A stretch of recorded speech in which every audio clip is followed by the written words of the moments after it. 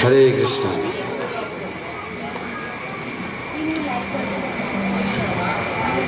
કેમ કીર્તનમાં આનંદ આવ્યો કે નહીં?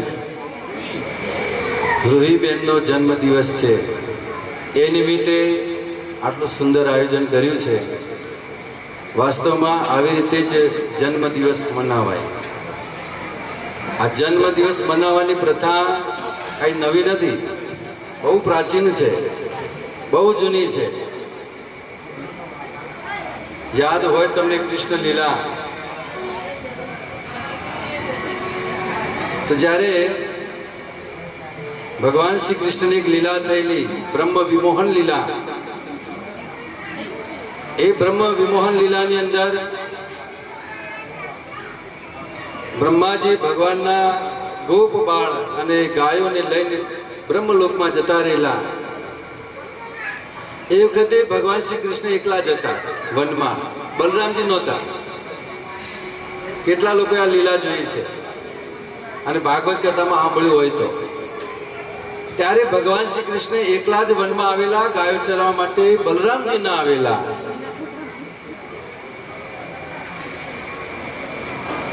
કેમ? બલરામજી ક્યાં હતા? એ દિવસે બલરામજીનો જન્મ દિવસ હતો અને ઘરે બહુ સુંદર આયોજન કરેલું અને એમનો ઉત્સવ મનાવી રહ્યા હતા. એટલે બલરામજી વનમાં નહોતા આવ્યા ગાયો ચરાવવા માટે, કૃષ્ણ એકલા આવેલા. તો એનો અર્થ એ થાય કે આ જન્મ દિવસ મનાવવાની જે રીત છે, પરંપરા છે, પહેલેથી છે. પરંતુ આપણે કંઈક નવું કર્યું. પરંપરા કેવી હતી?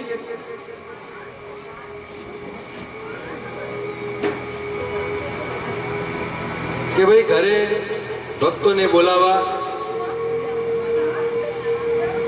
બ્રાહ્મણ ભોજન કરાવો, વૈષ્ણવ ભોજન, અને બહુ સુંદર કીર્તન થાય, સત્સંગ થાય.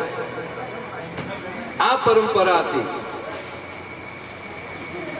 ત્યાં કેક કાપવાની સિસ્ટમ નથી. આજે કેક કાપીએ છે ને, એ આપણી પરંપરા છે જ નહીં. આ કોણ આપી ગયું આપણને? અંગ્રેજો આપી ગયા બધું.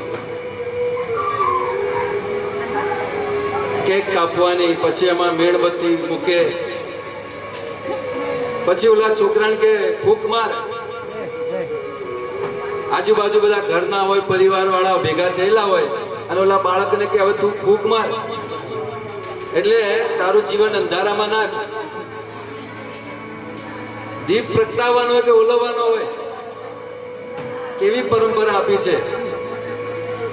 કારણ કે ભારતના લોકોમાં જ્ઞાન બહુ હતું, એટલે આ લોકોનું જીવન અંધારામાં જાય તો બહુ સારું. એટલે મીણબત્તીમાં ફૂંક મારે, અને એમાંય જો એકાદ મીણબત્તી સળગતી રહી જાય તો બાજુવાળા એમના પરિવારવાળા ફૂંક મારે, અને ફૂંકના ભેગું બીજો બધું જીવ હોય.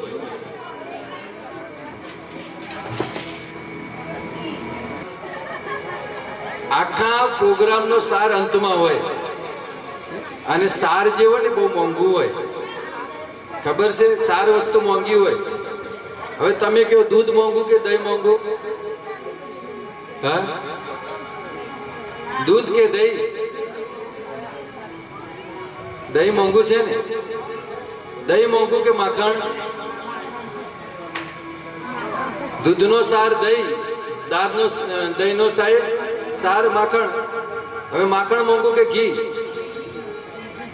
ઘી મોંઘું છે ને. તો ઘી એ આ દૂધનો સાર છે, તે મોંઘું છે. આજના દિવસમાં જેટલો પ્રોગ્રામ થયો સવારથી ને અહીંયા ઘરે, એનો સાર આ સત્સંગ છે. હરે કૃષ્ણ હરે કૃષ્ણ કૃષ્ણ હરે હરે હરે રામ રામ રામ હરે હરે. અને મોંઘું કોઈ ખરીદી ન શકે. ઓરિજિનલ ઘી કેટલામાં મળે? દેશી ગાયનું ઘી લેવું હોય તો 1500 થી 2000 ના વચમાં મળે. એટલે બધા લઈ શકે નહીં. એટલે અમુક તો બનાસ ડેરીથી લઈને કામ ચલાવી દે 600-650 ના ભાવનું ઘી. તો આ જે સત્સંગ ચાલી રહ્યો છે ને, એ પ્યોર છે, દેશી ઘી છે. બધા ગ્રહણ ન કરીએ કે સાહેબ. તો હું ને તમે બધા કળિયુગમાં જીવી રહ્યા છે. કળિયુગનું વાતાવરણ કેવું છે તો એના વિશે એક સંત બહુ સુંદર ભજન ગાય છે. હે 5-25 ના ઝઘડા મારો હીરો ખોવાણો કચરામાં. હે 5-25 ના ઝઘડામાં મારો હીરો ખોવાણો કચરામાં. 5-25 ના ઝઘડામાં કેટલો ઝઘડો છે? કોઈના ભાઈ 5 માંગીએ છે કે તો 25 આલવાના છે, એનો ઝઘડો છે. અને એમાં શું કે છે? હીરો ખોવાણો કચરામાં મારો હીરો ખોવાણો કચરામાં. આ મનુષ્ય જીવન જે છે ને એ હીરો છે. આ નાના મોટા ઝઘડામાં અને વાતમાં કઈ હોય નહીં અને મોટી વાત કરી બેસી જાય.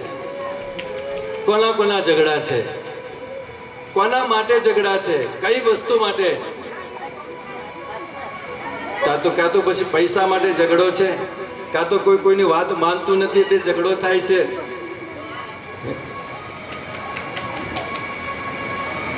સાસુની વાત વહુ માને નહીં એટલે ઝઘડો થાય. વહુ કઈક શિખામણ આલે તો એ હાહુ લે ને, તો હાહુ હવે એટલે શું થાય? ઝઘડા થાય. વાતમાં કાંઈ હોય નહીં, કાંઈ ન હોય. અને આ ઝઘડામાં આ જે અમૂલ્ય જીવન જે આપણને પ્રાપ્ત થયું છે ને બંધુઓ, એને આપણે ભૂલી જઈએ છીએ કે આપણે આવ્યા હતા શા માટે. ભાઈ ભાઈ ઝઘડે છે. કેમ? મોટાએ વધારે લઈ લીધું અને નાનાને નાનું કાપલું આપ્યું એટલે બે ભાઈ લડાય જમીન માટે, મરમ મરા થાય. એટલે આ બે જેલમાં હોય, ત્રીજો જ જમીન વાવતો હોય. જમીન કોક ત્રીજો જ વાવે, પેલા બે જેલમાં હોય.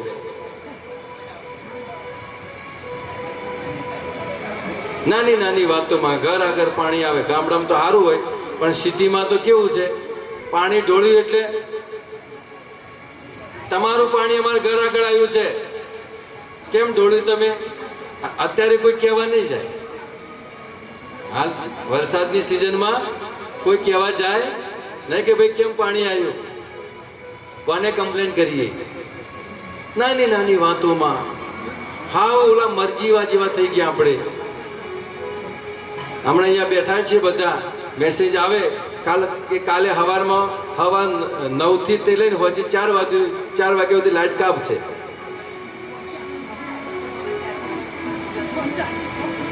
બધું કોમ સાઈડમાં મેળવ્યું.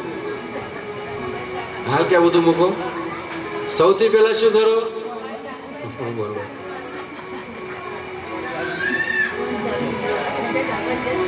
મેસેજ વાંચે ભાઈ કાલે લાઈટ નથી, આટલા કલાક મરી ગયા. લાઈટ ના એમાં મરી ગયા આપણે. પછી પાણી નથી આવવાનું, મરી ગયા. કાલે શું કરશું? નાની નાની વાતોમાં આપણે અલ્પ બુદ્ધિ અલ્પ આયુષ્ય, કળિયુગના જીવનનું નાનું જીવન થઈ ગયું છે. સોચ નાની થઈ છે, હૃદયમાં પ્રેમ ભાવ રહ્યો નથી. એટલા માટે ભાગવતમાં સોનક ઋષિ શુદ્ધ ગોસ્વામીને પ્રશ્ન કરે છે, યહ ગૌરે કલો પ્રાયો જીવશ્વાસ સુરતામ ગતઃ ક્લેશાં કાંતસ્ય કસ્યવ શોધનમ કી પરાયણ.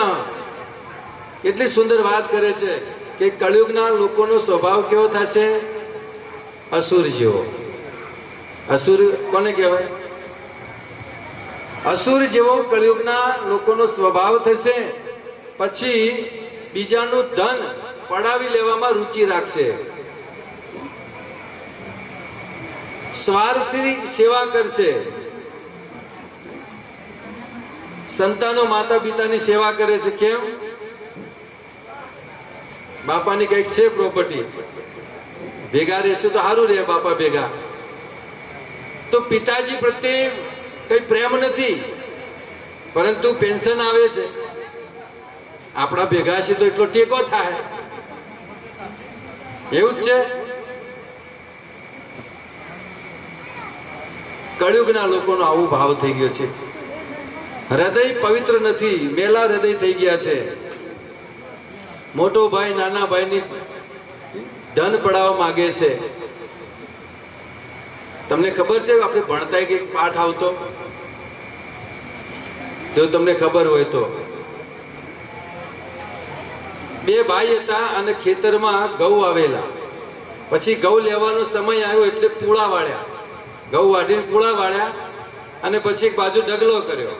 તો રાત્રિના સમયમાં મોટો ભાઈ ઊભો થઈ અને 50 પૂળા નાના ભાઈના ડગલામાં નાખી આવ્યો કે નાનો ભાઈ છે ગમે તે પણ. આવો જ વિચાર નાના ભાઈને આવ્યો. તો એ રાત્રે ઉઠીને 50 પૂળા 100 પૂળા નાખી આવ્યો મોટા ભાઈના ડગલામાં. કેટલાને ખબર છે આ પાઠ?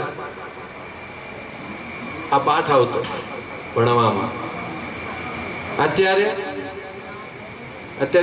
બિલકુલ ઉલટું છે. હોલ 50 લઈ આવે વજનના ઢગલામાંથી. હાલવાની વાત તો દૂર રહી. કેમ આવું થયું? લાગણીઓ દૂર થઈ ગઈ. અને એમાંય આ કળિયુગનું ભૂત આવ્યા પછી તો બહુ ભયંકર પરિસ્થિતિ છે. કયું છે કળિયુગનું ભૂત? આ મોબાઈલ. કળિયુગે વિચાર કર્યો કે હું ટીવીના રૂપમાં ગયો તો આ બધા ભેગા બેસી બેસી જોવા લાગ્યા. મતલબ ભેગા તો થવા જ લાગ્યા. અરે મારે કરવા છે બધાને અલગ. તો ટીવી લાવ્યા તો બધા ભેગા બેસે, એક ટીવી અને આખું ગામ બેઠા બેઠા જોવે. અને સિરિયલ પૂરી થઈ જાય એટલે બધા આપસમાં બેસે, થોડી વાર વાતો કરે. કળિયુગ કે મજા નથી આવતી કઈ. મારે બધાને અંદર અંદર લડાવવા છે. સક્સેસ ના ગયો. પહેલા તો રેડિયો હતો, પછી ટીવી, સિનેમા આવ્યું તો એમાંય બધા ભેગા થવા લાગ્યા.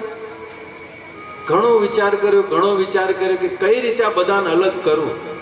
અલગ એટલે સમાજવાળાને નહીં, ઘરવાળાને અલગ કરું. એક પરિવારમાં બધા ભલે 5 ભેગા થઈને બેઠા હોય પણ એકબીજાને વાત ન કરવા, આવું કંઈક કરું. એટલે પછી આના રૂપમાં આવ્યો. તમે જો ઘરમાં 5 જણા બેઠા, બધા હવાનું લઈને બેઠા હોય. ગામમાં 5 મિત્રો બેઠા હોય તો એ ચાલુ જ હોય કંઈક ગોતવાનું. રોજ ગોતે હાંજે કાંઈ જગ્યાએ બેસે, ખબર નહીં કે શું નહીં મળતું. એક પરિવારમાં આ રૂબરૂ જોયેલું છે. ઘરમાં નજર નાખીએ તો પરિવારવાળા બેઠા છે, ખાવા પડ્યું ઠરે છે, બધા લાગે છે. કોણ કોને કે હેડો ખાવા? બધા લાગેલા છે. એકાદું કોઈ નવરું થાય તો કોઈને કે ને. કેવી પરિસ્થિતિ છે. બધા અલગ અલગ બેસે છે. ગામમાં મિત્રો ભેગા બેઠા હોય, કોણ આવે છે કોણ જાય છે એ ખબર ના હોય. કળિયુગનું ભૂત છે. ભયંકર પરિસ્થિતિ છે આ કળિયુગની. એટલા માટે કળિયુગના કલ્મશથી મુક્ત થવું હોય, બચવું હોય તો હમણાં જે કર્યું ને એ જ ઉપાય છે. ભગવાનના નામનું જપ અને કીર્તન. હરે કૃષ્ણ હરે હરે રામ રામ રામ. જ્ઞાનના અભાવના કારણે થઈને આ બધી પરિસ્થિતિ સર્જાઈ રહી છે. હું કોણ છું, હું ક્યાંથી આવ્યો છું કઈ ખબર નથી, પછી ક્યાં જઈશ એ પણ ખબર નથી. તો થોડાક સમય માટે ભેગા થયા છો તો હળી મળીને રહ્યો, ભેગા થઈને રહ્યો. શું કામ ઝઘડા કરો છો?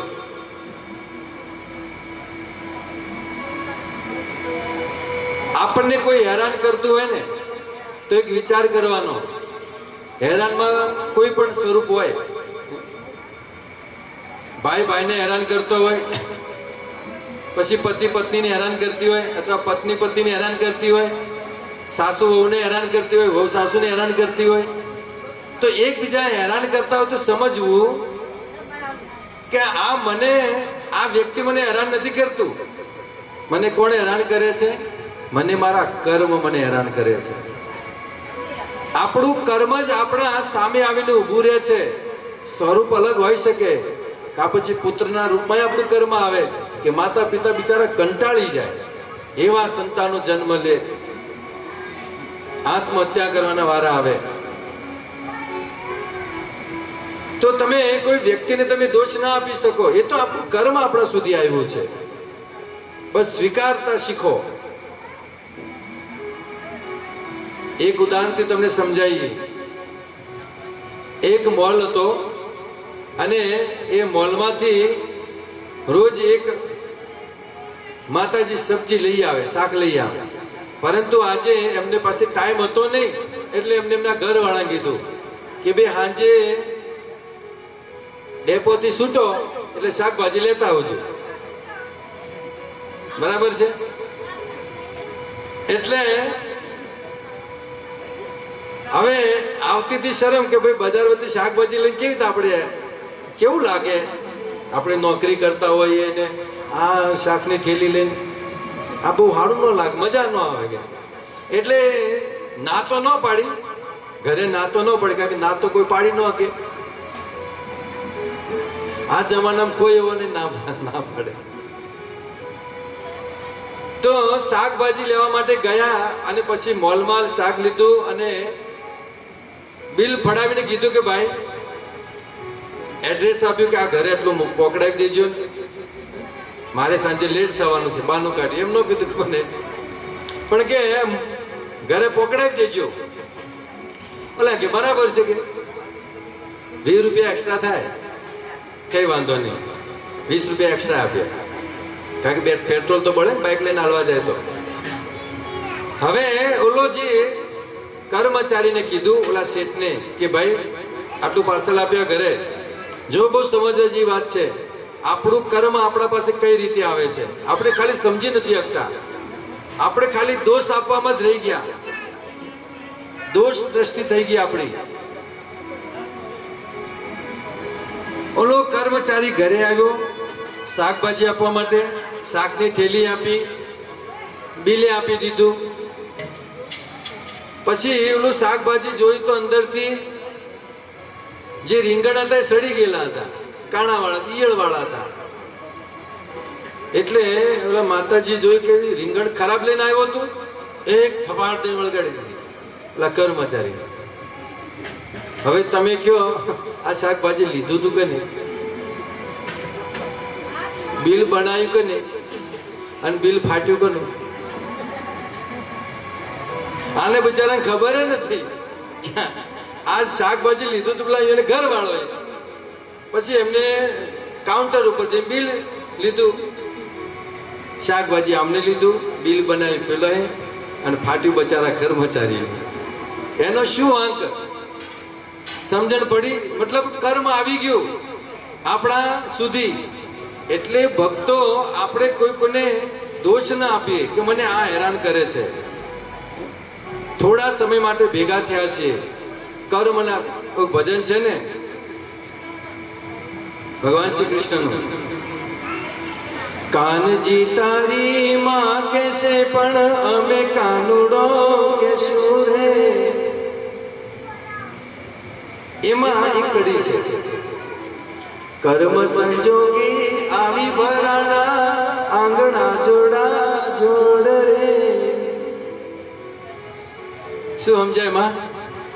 કર્મ સંજોગે આવી ભરાણા આપણે આંગણા જોડા જોડ. ઘણા તો હેરાન કરે છે. શું કરીએ હવે? કર્મના લીધે પાડોશી થવું પડ્યું.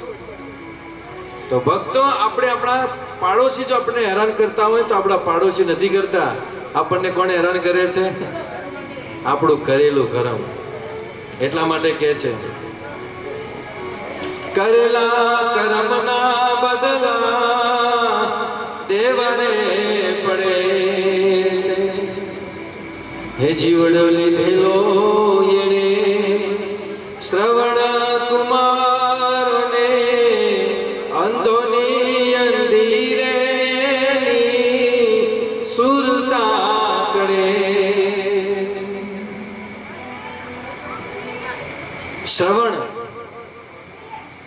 રાજા દશરથજી દ્વારા શ્રવણનો વધ થયો, કર્મ થયું, કર્મનું બંધન લાગ્યું.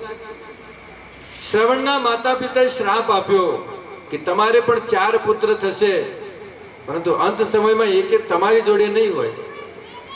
જો બરાબર એક કર્મ પ્રમાણે ચાલ્યું કે નહીં. કેવી કર્મની ગતિ છે! 2 પુત્ર મામાના ઘરે, 2 જંગલમાં. દશરથજીનું મૃત્યુ થયું એ ટાઈમે એકેય પુત્ર હાજર નહોતા. એટલે ક્યારેક ક્યારેક આ સમાજમાં પણ એવું થતું હોય છે કે ભાઈ જો છોકરો આવ્યો નહીં, પરંતુ સમજવું કે કંઈક ને કંઈક આવી ઘટના ઘટી છે આપણા સાથે, એટલે છોકરો પિતાના મૃત્યુના સમયમાં આવી ન શક્યો. નહીં તો રામ જેવા રામ ન આવે, જે આપણું સનાતન ધર્મનો આદર્શ છે, તો પિતાના મૃત્યુના સમયે ન જઈ શક્યા. ભરત, શત્રુઘ્ન, લક્ષ્મણ આવા સંતાનો પણ ન જઈ શક્યા. કેમ? શ્રાપ હતો, અર્થાત કર્મનું બંધન હતું. તો કર્મનું બંધન જો ઠાकुरजीને પણ જો स्वीकार करता હોય, ऐसे तो भगवान को कर्म का बंधन नहीं लगता है, लेकिन ठाकुरजी स्वीकार करते हैं અને આપણને સમજાવે છે કે કર્મ સારા કરજો. આપણે આ પૃથ્વી પર શા માટે આવ્યા છીએ ખબર છે? સારા કર્મ કરવા માટે, ભગવાનની ભક્તિ કરવા માટે આ સંસારમાં આવ્યા છે, કઈ ભેગું કરવા માટે નહીં.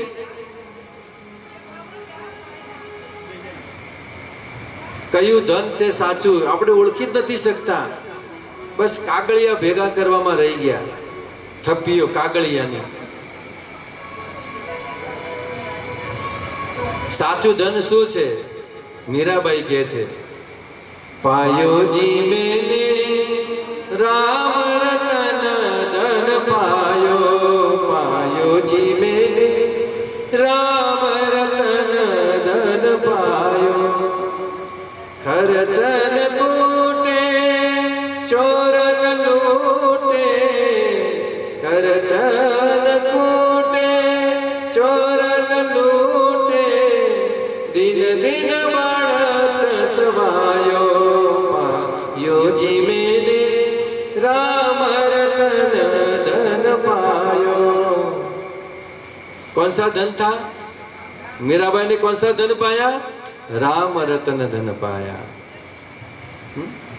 આપણે કાગળિયા ભેગા કરીએ છીએ. જે એક રૂપિયા સાથે નથી આવવાનું, એની માટે હું તમે બધા મજૂરી કરીએ છીએ, કાળી મજૂરી, જે છેલ્લે છોડીને જવાનું છે. ભજનમાં કહે છે, હે હંસલાલો રે એ હવે રે મોતીડા નહીં રે મળે. હંસલા હાલો રે હવે મોતીડા નહીં જડે. આ હંસ કોણ છે? કયા મોતીની વાત છે? ભજનમાં બહુ રહસ્ય ભરેલું છે. હંસલા એટલે આપણા બધાની વાત છે. મોતીડા એટલે અહીંયા સુખ માટે આવ્યા હતા, પરંતુ અહીંયા સુખ મળવાનું નથી. આ જગત શું છે? દુઃખાલયમાં શાશ્વતમ. ભગવાને ગીતામાં કહ્યું છે, હે અર્જુન, આ સંસાર મેં દુઃખ આપવા માટે બનાવ્યો છે. લ્યો, અને એમાં આપણે શું ગોતીએ છીએ? સુખ. ખારા સમુદ્રમાં પડ્યા હોય મીઠું પાણી ક્યાં પ્રાપ્ત થાય આપણને? છતાં પણ મહેનત કરીએ છીએ, ક્યાંક તો મળશે, નથી મળતું બંધુ. એટલા માટે આ સંસારમાં આપણે એટલા માટે જ જન્મ થયો છે, રામ ધન પ્રાપ્ત કરવા માટે, કૃષ્ણ ધન પ્રાપ્ત કરવા માટે. પરંતુ આપણે ખોટું ધન ભેગું કરી રહ્યા છે. ત્યાં નહીં ચાલે. ત્યાં કયું ધન ચાલશે? રામ નામ રૂપી ધન ચાલશે. જ્યારે આપણે શરીર છોડીને જશું ને, મુક્તિના દ્વારે ઉભા છું, ત્યાં પૂછશે આપણને, બોલો કિતના ધન કમાયા? આપણે કે HDFC તો ઘણાય પડ્યા. પછી બરોડામ તો બધાના નામે એક લાખ ની એફડી છે. બોલો, તમે કહો તો હાલ થોડા થઈ આવો. તારે શું કે છે? अरे ये धन नहीं, राम नाम का धन कितना कमाया? तो કે એ તો મને ખબર જ ના રહી, જીવન પૂરું થઈ ગયું. એટલે કે છે અંત વેળાએ તને પસ્તાવો થાશે, જીવનની નાવ તારી ડૂબશે રે. બધાને છેલ્લે પસ્તાવો થાય છે, કારણ કે બધું છોડીને જઈ રહ્યા છીએ. યુવાનીમાં કઈ ભાન રહ્યું નહીં અને અહંકારમાં ફરતા રહ્યા. આટલું ભેગું કરી લઉં, અહીંયા પ્લોટ રાખી લઉં, પાલનપુરમાં નવી સોસાયટી બની, શું ભાવ છે ઘરનો? આટલો, ચલો રાખી લેવું છે. અલગ અલગ સોસાયટીમાં ઘર રાખ્યા, પરંતુ આપણી જગ્યા કેટલી હતી? 5x3ની. ગામના છેડે હોય પેલું, છેલ્લે ત્યાં લઈ જવામાં આવે છે. બાકી બધું ભેગું કરેલું અહીંયા. આવું કેમ થાય છે ભક્તો? વિચાર કર્યો તમે? માણસ કેમ કઈ લઈ નથી જતો? આપણે કમાણા છે, આપણે મહેનત કરી છે, તો આપણી સાથે આવતું કેમ નથી? क्योंकि ये हमारा था ही नहीं. क्या लेकर आए थे जब तुम आए तब? કઈ લઈને આવ્યા નતા. એટલે કે છે ને, એકલા જ આવ્યા મનવા, એકલા જવાના, સાથી વિના સંગી વિના, એકલા જવાના, એકલા જવાના, एकला जवाना. न हमारे साथ कोई आया था, न कोई हमारे साथ आएगा. એકલા જ આવ્યા છે ને એકલા જ જશું. તો પછી આ શા માટે એટલો પ્રયત્ન છે? કરોડોનું ધન પડ્યું છે, પણ તો સાંજે જમવામાં તો 4 રોટલી જ જમીએ છીએ. એવું નથી કે કરોડપતિઓ તો 10 રોટલી ખાતો હશે, ગરીબ 4 જ ખાતો હશે. નહીં, ગરીબ એના કરતા અમીર કરતા વધારે ખાતો હોય. કારણ કે પેલો કમાઈને ભેગું કરી ડોક્ટરે ના પડી કે તમારે હમણાં ડાયટિંગ ઉપર રહેવાનું, લે કરી ભેગું. કોના માટે કર્યું? ઉપવાસ જ કરો તો પછી શું કમાવું પડે? અને તમે જો લો મજૂરી કરીને એ 5-6 રોટલા દબાઈ જાય, આરામથી સુઈ જાય, ટેન્શને કાંઈ નહીં, ખાવાનું બરાબર, ઓલો ખાય કાંઈ નહીં, અને આખા ગામનું ટેન્શન. એસીમાં હળગતા હોય. એસીમાં આપણે જઈએ તો બહુ ટાઢું લાગે, પણ એ બિચારા તો એસી ટાઢા ના કરે, એટલા હળગતા હોય મોતી. કેમ ખબર છે? ઉપાધિ છે, આધિ વ્યાધિ ઉપાધિ. આ લઈને માટે પોટલા લઈને બેઠા છે, નથી કાંઈ, અને હાચવે છે. આપણું કાંઈ ન હોય, જે વસ્તુ આપણી ન હોય એને હાચવાય? બોલો. અને તો પછી હાથમાં ક્યાં હાલે ખબર? બેંકમાં આપે. લ્યો હાથવજો હો તમે. નથી સાથે આવવાનું એને હાચવે છે, અને જે સાથે આવવાનું છે એને તો આખા જીવનમાં યાદે ન કર્યો. કેવી આ મનુષ્યની કેવી દુર્દશા છે! કેવું સાચવે છે, કેવું સાચવે છે. દાનની વાત આવે તો દાન ન કરે, અને આરતી ઉતરી અને આરતીની થાળી આપણી પાસે આવે એટલે ફાટેલી નોટ મૂકે. હમણે ખબર ને ક્યાંક ગયા હતા કીર્તનમાં, બોલો 2-3 તો ફાટેલી નોટો હતી, ક્યાંક ખબર નહીં. એટલે મેં કીધું ફાટેલી નોટ આ નથી, ફાટેલી નોટ પેલી છે જે આ મૂકી ગઈ. આપણે નથી વાતમાં કહેતા કે ભાઈ એ માણસ એટલે હાવ ફાટેલી નોટ છે. તો આરતીમાં જે ક્યાંય ન ચાલે એ નોટ આરતીમાં ચાલે. અરે ભાઈ, તારે નથી ચાલતું તો અમે ક્યાં લઈને ફરશું? मतलब કોને છેતરે છે? ભગવાન કો નહીં છેતરતે, वो अपने आप को, પોતાને છેતરે છે. ઠાકોરજી ભગવાન ક્ષેત્ર આખા સંસારમાં સૌથી મોટો ચીટર હોય તો એ છે. આ બેઠો એ બધાને રમાડે લ્યો, એને કોને આથી કોને લડાવતી એને બધું કરે બેઠો બેઠો. અને આપણે બોલો દદામી બુદ્ધિ યોગમ તમ યેન મામુ પયાંતિ તે. ગીતામાં ભગવાન અર્જુનને કહે છે કે આ સંસારમાં જેટલા લોકો છે ને એને બુદ્ધિ મેં આપી છે અને બુદ્ધિથી મને છેતરવા હેડ્યા છે. દદામી બુદ્ધિ યોગમ તમ. હું દરેકના હૃદયમાં રહું છું અને દરેક એક ક્ષણની ધ્યાન રાખું છું.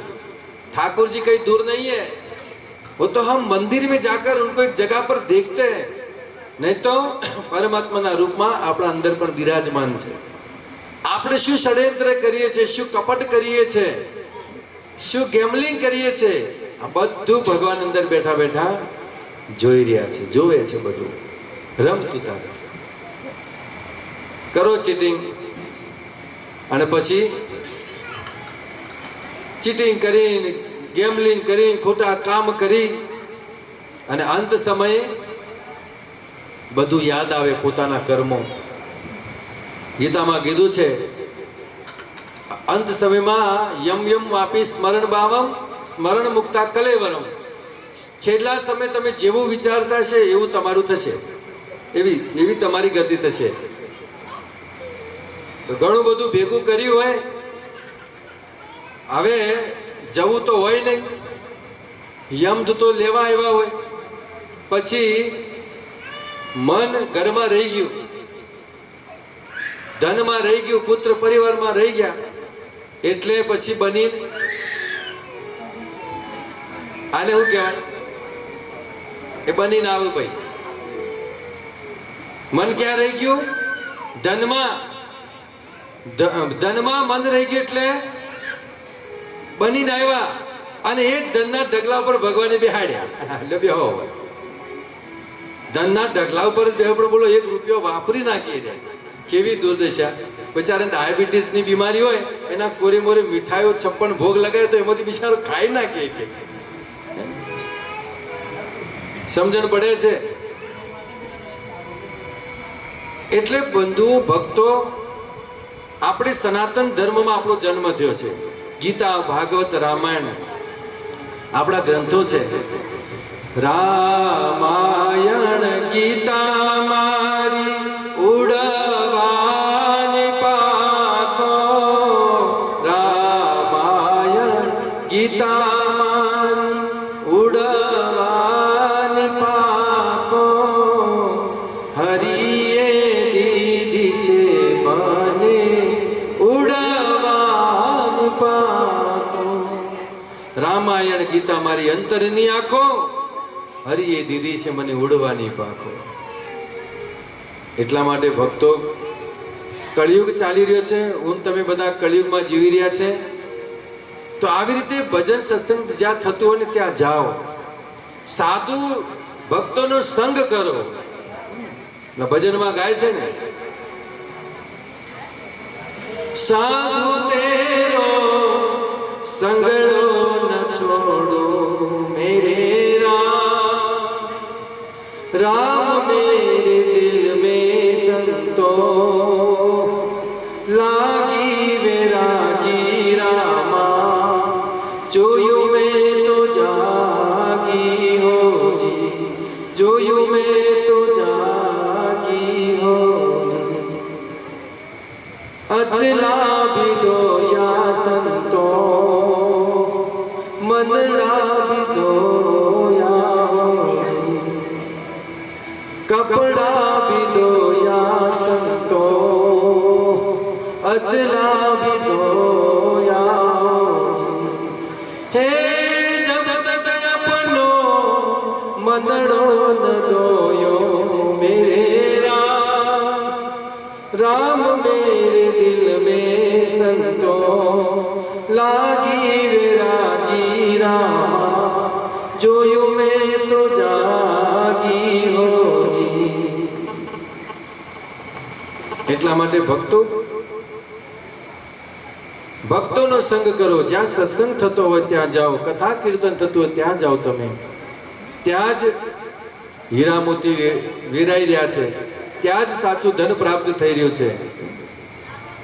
એટલા માટે બે માર્ગ છે, એક છે હરિ કથા અને બીજો છે હરિનામ. તો બહુ સુંદર આયોજન જન્મ દિવસનો. તો આવી રીતે આપણા ઘરે પણ જન્મ દિવસ હોય, લગ્ન એનિવર્સરી હોય, તો આવા શુભ દિવસે પણ આપણે આવી રીતે ભક્તોને બોલાવી અને કથા કીર્તન કરી શકીએ છીએ. એનાથી આપણને પુણ્ય પ્રાપ્ત થાય છે, આપણી સદગતિ થાય છે. ઠીક છે. હરે કૃષ્ણ.